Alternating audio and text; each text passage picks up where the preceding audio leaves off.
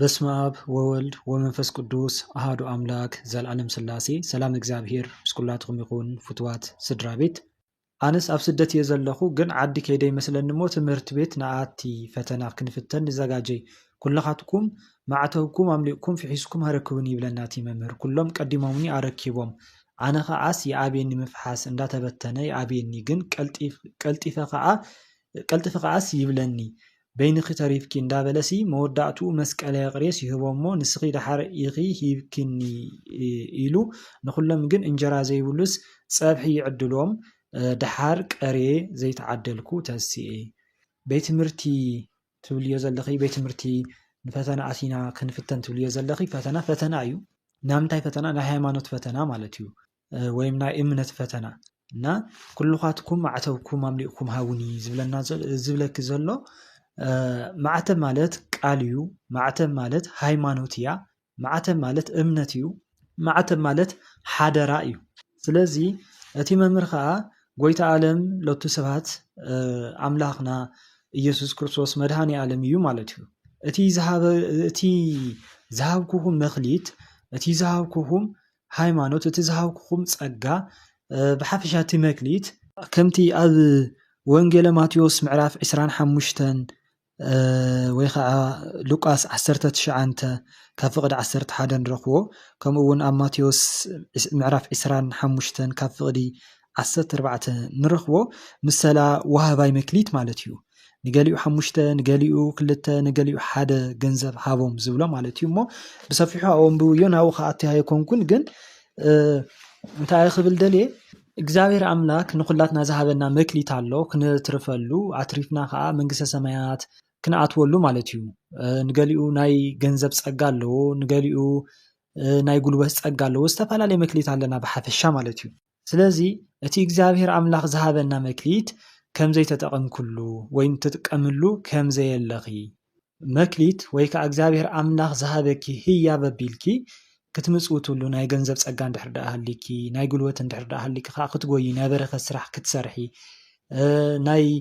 ምምሃር ምስትምሃር እንድሕር ሃሊኪ ከዓ ናይ ሃይማኖት ከተምህሪ ማለት እዩ ክንደይ ጀጋና ኣሕዋት ኣለዋ ማለት እዩ ንሰብ ዝቕይራ ዝልውጣ እና ብሓፈሻ በቲ ዘለኪ ናተይ መክሊት እንታይ ተህወለኒ ኢልኪስ መርሚርኪ ክተትርፍሉ ከም ዘለኪ እዩ ኣምላኽ ዝሕብረኪ ዘሎ ማለት እዩ ብሓፈሻ ስለዚ ነቶም መክሊቶም ዝተዋፅኡ ዘፍረዩ ከዓ ስልማት ይህቦም ከም ዘሎ ማለት እዩ እና ነቶም መክሊቶም ብደንቢ ብትኽክል ዝተዋፅኡ ዘትረፉ ዘፍረይሉ ከዓ ስልማት ይህቦም ከም ዘሎ እዩ ንስኺ ግን መክሊትኪ ስለ ዘይተጠቐምኩሉ ወይ ከዓ ክትዋፂ ስለ ዘይከኣልኪ በቲ ኣምላኽ ዝሃበኪ ፀጋ ወይ ምህብቶ እቲ ስልማት ይፀንሕ ከም ዘሎ ወይም ከምዘይ ትበሃው ዘለኺ ወይም ከምዘይ ትበሃው እዩ እሞ ንኽትበርትዒ ዝሕልሚ ዘርእየኪ ዘሎ ኣምላክ ስቑኢልካ ኣይኮነን ሕልሚ ትሪኦ ስቑኢልካ ዝረአ ኣይኮነን መልእኽቲ እዩ እሞ እቲ ዝተዋሃበኪ ውህብቶ ወይም እቲ ዝተዋሃበኪ ፀጋ እንታይ ምዃኑ ፈሊጥኪ ትጥቀምሉ ከም ዘለኪ እዩ ኣምላኽ ዝሕብረኪ ዘሎ ማለት እዩ ፍቕረኛይ ኣብ መንገዲ ምስ ሓንቲ ቀያሕ ሰበይቲ ይረኽቦ እሞ እዚ እኮ ፍቕረኛ እዩ ይብላ እሞ ድዩ እሞ ውሰድዮ ትብለኒ ግን ከዓ ንሱ ከለልየንስ ኣይከኣለን እንታይ ይኾን እዚ ሓደ ክልቲኦኹም ዝተፈላለየ ሓሳብ ወይ ከዓ ዓላማ ከም ዘለኩም ክኸውን ይኽእል ንኣብነት ንስኺ ሓዳር ቁም ነገር ትደሊ ትኾን እሞ ንስ ከዓ ከምኡ ዓይነት ሓሳባት ዘይብሉ ክኸውን ይኽእል ወይ ከዓ ንስኺ መንፈሳዊት ብቲ ሓዳርኩም እቲ መርዓኹም እትርክብኩም ኩሉ ብመንፈሳዊ ክኸውን ከም ትደሊ ክኸውን ይኽእል ንሱ ከዓ ድሌት ዘይብሉ ክኸውን ይኽእል ማለት እዩ እና ብሓፈሻ ብኣካል እምበር ብቲ ሓሳብ ወይ ከዓ ብመንፈስ ብሓንሳብ ከምዘይ ኣለኹም ብኣካል ብሓደ ክትህሉ ትኽእሉ ብፊዚካል ማለት እዩ ግን ብመንፈስ ብሓንሳብ ከምዘይኮንኩም ሓሳብኩም እቲ ዓላማኹም እቲ ኩሉ ናይ መንፈስ ነገር ሓደ ከምዘይኮነ መንፈስኩም ማለት እዩ ምናልባት እዚ ናይ እግዚአብሔር እንድሕር ደኣ ኮይኑ ብጸሎት ዝረኣኽዮ እንድሕር ደኣ ኮይኑ ወይም ክትምርምር እዮ ከም ዘለኪ ማለት እየ ከም ናይ ርኩስ መንፈስ እውን ክኸውን ስለ ዝኽእል እና እታ ቀያሕ ሰበይቲ ከዓ ወላዲተ ኣምላክ ቅድስተ ቅዱሳን ድንግል ማርያም እያ እስኪ ረኣዮ እሺ ግዜ ይፍታሓዮ ዓይነት እውን ክኸውን ይኽእል እቲ ኣባሃህልኣ ማለት እዩ ከምቲ ዓበይቲ ወለድና እንተሪኢኽን ወይ ማዴታት ወይ መቦታት ዝኾነ ነገር ክተማኽሮም ከለኻ ዘይኸውን ድሕር ደኣ ኮይኑ ኩልፋ የብልኻ ኖ ከመኢልካ ግዛእ ኣይብሉን ከምኡታት ማለት እዩ እንታይ እዮም ዝብሉ እስኪ ንሪኦ ሓቢርና እስኪ ንሪኦ እዮም ዝብሉ ስለዚ ከምኡ ዓይነት እዩ ማለት እዩ እቲ ኣዴና ወላዲት ኣምላክ ትብለኪ ዘላ እስኪ ክንሪኦ ኢና ትብለኪ ከም ዘላ ግዜ ይፍታሓዮ ትብለኪ ከም ዘላ እዩ ማለት እዩ እሞ ብጸሎት ክትምሕፀን እያ ከም ዘለኪን ወላዲት ኣምላክ ንክተብርሃልኪ ብሕልምስ ጻዕዳ ክዳን ምስ ነጸልኡ ምኽዳን እንታይ እዩ ብውሽጢ ከዓ ቀይሕ ብጃማ መሊሰስ ቁሩብ ከዓ ነዊሕኒ ብልዕሊኡ ግን ጻዕዳ ክዳን ከዓ መሊሰ እያ ምስ ነጸልኡ ተኸዲነ እያ ስርየ እያ ጽቡቕ እዩ ጻዕዳ ክዳን ክትኽደን ከለኻ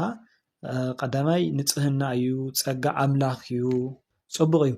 እታ ብውሽጢ ዘላ ቀይሕ ብጃማ ትብል እያ ዘለኺ ግን ምናልባት ንሳ ነዊሓ ትርአ ወይ ብውሽጢ ጻዕዳ ክዳን ጌርካ ንሃለኻ ብላዕሊ ብውሽጢ እቲ ብጃማ ነገር ብጃማ ማለት ንመሳርሒ ዘይጠቅም መልክዕ ዘይብሉ እዩ ሓቀይ ስለዚ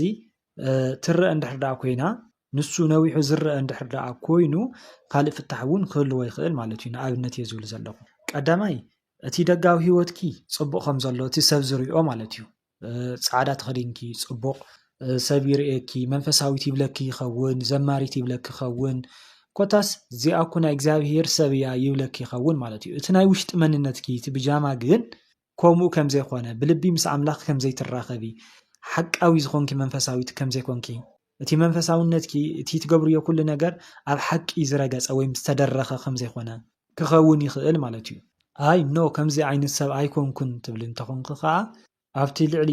ጸጋ ምልባስ ማለት እዩ ብኻሊእ ክዳን ኣብ ልዕሊ ክዳን ምድራ ማለት ኣብቲ ዘለኪ ምናልባት ኣብ ናይ ሓዳር ጸጋ ሓዳርኪ ጽቡቕ ዝኾነ ጽቡቕ እንድሕር ደኣ ኮይኑ ሓዳርኪ ብደንቢ ተኣሊ እንድሕር ደኣ ኮንኪ ወይም ተመሓድሪ እንድሕር ደኣ ኮንኪ ወይም ገዛኺ ብትኽክል ድሕር ደኣ ተመሓድሪ እንተኾንኪ ናይ ስድራኺ እውን ክኸውን ይኽእል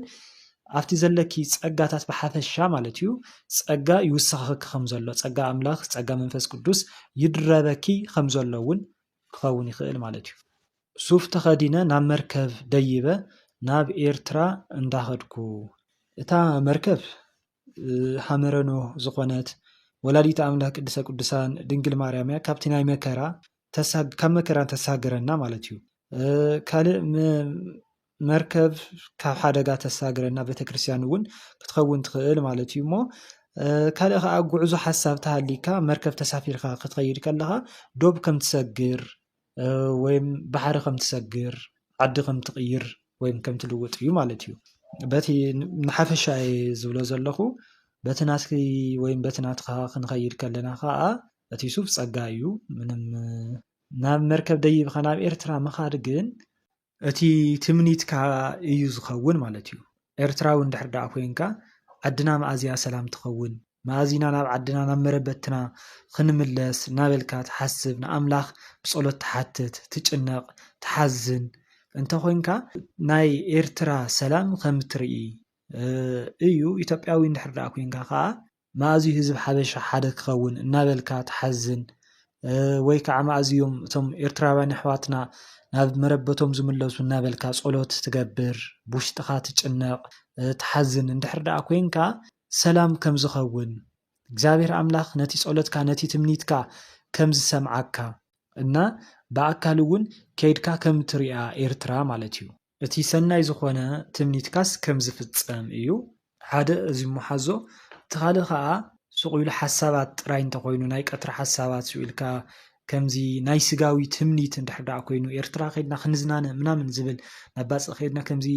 ክንዝናነ ምናምን ዝብል ሓሳባት ሓቂ ኣሎ ከምኡ ዓይነት እንድሕር ደኣ ኮይኑ ከዓ እቲ ናይ ቀትሪ ሓሳባት ከዓ ስቑኢልካ ተሓልሞ ዘለኻ ማለት እዩ ብልቢ እንድሕር ደኣ ኮይኑ ብልቢ ሓዚንካ ነቢዕኻ ንኣምላኽ ዝሓተትካዮ ወይ ከዓ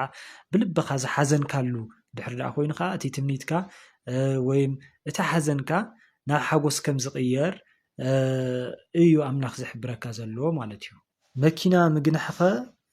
እንታይ ይኸውን መኪና ምግናሕ ብዙሕ ፍታሕ ክህልዎ ትኽእል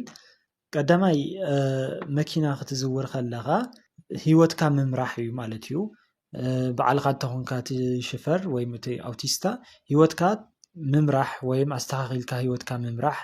ይበሃል ካሊእ ሰብ እንዳዘወረ ንስኻ ተሳፋሪ እንድሕር ደኣ ኮንካ ከዓ ምናልባት ኣብቲ ናይ ሂወት ኣመራርሓኻ ዓርሰ እምነት ከም ዘይብልካ ኣብ ሰባት ከም ትፅበ ካብ ሰባት ከም ትፅበ ክኸውን ይኽእል ማለት እዩ ወይ ከዓ መኪና ሒዝካ እንዳዘወርካ ናብ ፅቡቕ እንድሕር ደኣ ትኸድ እንተኾንካ ከዓ ቦታ ስለ ዝውስኖ ማለት እዩ እቲ ኣካይዳኻ ፅቡቕ ከም ዘሎ ክኸውን ይኽእል ናይ ሂወት ኣካይዳኻ ማለት እዩ መኪና ሒዝካ ናብ ኮረኮንቺ ናብ ሕማቕ ቦታታት ትኸይድ እንድሕር ደኣ ኮንካ ናብ ገደላት ናብ ቃላይ ዘለው ናብ ጭቃ ትርግረግ እንድሕር ደኣ ኮንካ ከዓ ናይ ሂወት ኣካይዳኻ ወይም ኣንፈትካ ብስጋ ይኹን ብነፍሲ ፅቡቕ ከም ዘይኮነ ወይም ፅቡቕ ከም ዘየሎ እዩ ብኻሊእ መኪና ዓለም እያ ስለዚ ዓለም ተሽከርክራ ከም ዘለኻ እዩ ብምንታይ እዩ ብመንፈሳውነት ጠንካራ እንድሕር ደኣ ኮንካ ወይም ብርቱዕ እንተኾንካ ኣብቲ መንፈሳውነትካ ማለት እዩ ንዓለም ምንም ከም ዘይትሪኣ ከም ዘይትቆፅራ ኣብ ዓለም ኮንካ ንዓለም ከም ዝሰዓርካያ ክኸውን ይኽእል ካሊእ ኣብ ውሽጢ መኪና ኮንካ ካሊእ ሰብ ዘሽከርክረካ እንድሕር ደኣ ኮይኑ ከዓ ካሊእ ፍታሕ ክህልዎ ይኽእል ማለት እዩ ምናልባት ዓለም ንኣብነት እየ ዝብሎ ዘለኹ ተሽከርክረካ ከም ዘላ ተዘዋውረካ ከም ዘላ ተባጭወልካ ትቕልደልካ ብሂወትካ ትፃወተልካ ከም ዘላ ብነፍስኻ ማለት እዩ ዋላ እውን ብስጋኻ ኣብ ውሽጢ ዓለም ትዘውር ከም ዘለኻ ማለት እዩ እና ብስጋን ብነፍስን ኣብ ዓለም ኢኻ ትሽክርከር ዘለኻ ናይ ሰማያዊ ናይ ነፍሲ ሓሳባት ከም ዘይብልካ እውን ክኸውን ይኽእል ማለት እዩ ካልእ እውን መኪና ናይ ምግዛእ ሓሳብ እንድሕር ደኣ ሃሊካ ወይም ትልሚ ወይ ከዓ ትምኒት እንድሕር ደኣ ሃሊካ እቲ ትምኒትካ ከም ዝሳኻ ክኸውን ይኽእል ብተመሳሳሊ ምናልባት ኣውቲስታ ወይም ሽፈር እንድሕር ደኣ ኮንካ እቲ ናይ ቀትሪ ትሰርሖ ዘለኻ ስራሕቲ ንሱ ኢኻ ትሓልሞ ዘለኻ ማለት እዩ ወይ ከዓ እቲ እንታይ ዓይነት ስራሕ ክሰርሕ ዝብል ሓሳባት እንድሕር ደኣ ሃሊካ ንኣምላኽ እንድሕር ደኣ ብፀሎት ሓቲትካዮ እንድሕር ደኣ ትጨናነቕ ኣለኻ እንተኾንካ ሽፈር ጀምር ወይም ሽፈር ኩን ወይም መኪና ምግናሕ ጀምር ዝብል መልሲ ከም ትረክብለኻ እውን ክኸውን ይኽእል ማለት እዩ ካልእ ብተመሳሳሊ መኪና ናይ መሓዝ ስቆኢሉ ስምዒት ወይም ድሌታት እንድሕር ደኣ ሃሊካ ስለ መኪና ትሓስብ እንድሕር ደኣ ኮንካ መኪና ስለመሓዝ ማለት እዩ ተሓሳባትካ ንሱ ኢኻ ትሓልሞ ዘለኻ ማለት እዩ ብኻሊእ ገፅ እውን ኣብ ናይ ኮርያ እንዳ ሜክኣፕ ኣትየስ ድዩ ልኻይ እንዳገበረትለይ በዚ ናይ ጥቓ ናይ እዝነይ ሓንቲ ስቤት ሪኣሲ እንታይ እያ እዚኣ ኢላ ተሓተኒ እታ ስቤት ከኣስ ተሕምመኒ ልኻይ ማለት ጠስሚ እንድሕር ደኣ ኮይኑ እንታይ እዩ ጠስሚ ፅቡቕ እዩ ምሕረት ፈውሲ ምርካብ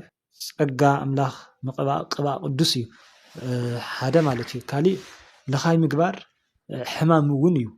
ልኻይ ክትልከ ከለኻ ማለት እዩ ስለዚ እታ ስቤት ትብልያ ዘለኺ ከዓ ስቤት ማለት ፀጋ እግዚኣብሄር እዩ ፀጋ ኣምላኽ እዩ ሰይብኻ ክትርኢ ከለኻ ወይ ከዓ ስቤት ፀጋ እዩ ብሓፈሻ ማለት እዩ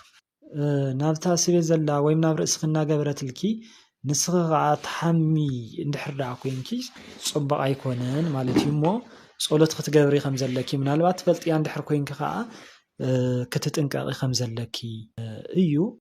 ናብኡ ክትኸዲ ከም ዘይብልኪ መጠንቀቕታ ክትወስዲ ከም ዘለኪ ወይም ክትጥንቀቂ ከም ዘለኪ እዚ ኢልካ ምዝራብ እውን ስለዝኸብድ ንዓና እውን ፍርዲ ስለዝኸውን እዩ እሞ ብሓፈሻ እስኪ ኣብ ፀሎት ክበርትዕ እሞ እቲ ዘሎ ነገራት ኣምላኽ ባዕሉ ክሕብረኪ እዩ ክገልፀልኪ እዩ ክንፅረልኪ እዩ ማለት እዩ ምስ ሓወይ ብመኪና ንኸይድ ነርናሲ ድሕሪኡስ ሓወይስ ናበይ ከም ዝኸደ በይነይ ወዲቐ ኣብ ምድሪ ፀኒሐ ተረኣኹስ ሰብ ዝበሃል ዘየለ እታ መኪና ብሰፊሑ ኣብራህሪና ኢና ብሓፈሻ ሓውኺ ከባኽፍለ ከሎ ፅቡቕ ከም ዘይኮነ እዩ ሓፍተይ ስለዚ ንቅዱስ ጊዮርጊስ ኣምላከ ቅዱስ ጊዮርጊስ ሊቀ ሰማዕታት ኣቦይ ሕልመይ ቀይረለይ ሽምዓ ክተብርህሉ ከምኡ ከዓ መልክዓ ቅዱስ ጊዮርጊስ ክትፅሊ ከም ዘለኪ ከምኡ ከዓ ንትፈትውዮ መልኣክ ንወላዲት ኣምላክ ክትኸውን ትኽእል ወይም በቃ ደስ ዝበለኪ ጻድቕ ትፈትውዮ ጻድቕ ንዕኡ ክትልምንዮ ከም ዘለኪ ነቲ ሕልምኺ ክቅይረልኺ ክትምሕፀንዮ ከም ዘለኪ እዩ እሞ ብሓፈሻ ፅቡቕ ሕልሚ ስለዘይኮነ ፀሎት ግበሪ ኣብ ፀሎትኪ በርትዒ ከምቲ ዝለኪ ዘለኹ ነቶም ቅዱሳን ኣቦታትና እግዚኣብሔር ኣምላኽ ቀይረለይ ሕልመይ ቀይረለይ ኢልኪ ተማሕፀንዮ ኣምላኽ የሕፍረክን ክቀይረልኪ እዩ ነቲ ሕልምኺ ንሎማዓንቲ ሒዘልኩም መጽየ ዝነበርኩ እዞም ትሰምዕዎም ዝነበሩ እዮም። ስለ ዝነበረና ሰዓት ኩሉ ናይ እግዚአብሔር አምላክና ሽሙ ይኽበር ይመስገን። ናይ ወላዲተ አምላክ ስማ ከዓ ይኽበር ይመስገን። ወስብሃት ለእግዚአብሔር።